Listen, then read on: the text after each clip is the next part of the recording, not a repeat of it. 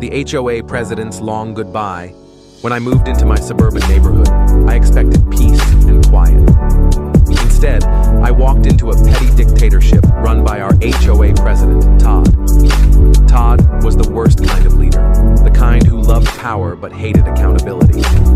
He enforced ridiculous rules, like fining people $200 for leaving their trash cans out a minute past 9 a.m., but blatantly ignored the rules when it suited him.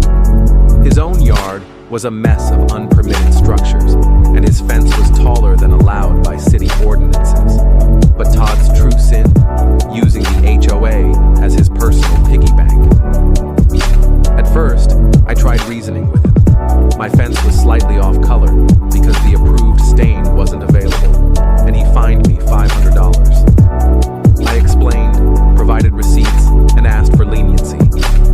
Todd smirked, said, "Rules are rules," and walked away. That's when I decided I would take him down, not with screaming or public arguments, but methodically, legally, and in a way he'd never recover from. Step 1.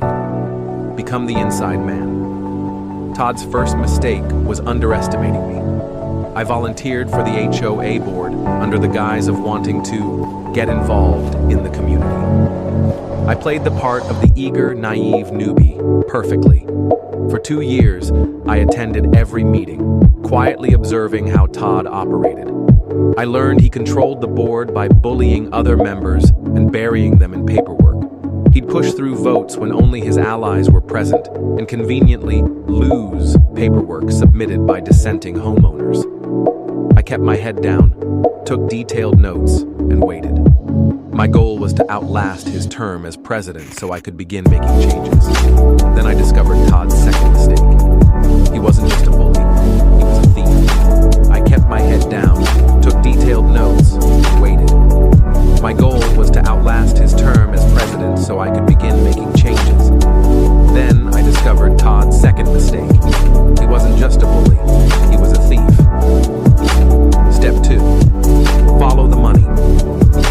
Todd loved to brag about how he kept the HOA's finances in order, but something didn't add up. The annual HOA fees were high, much higher than in similar neighborhoods, but the common areas were falling apart.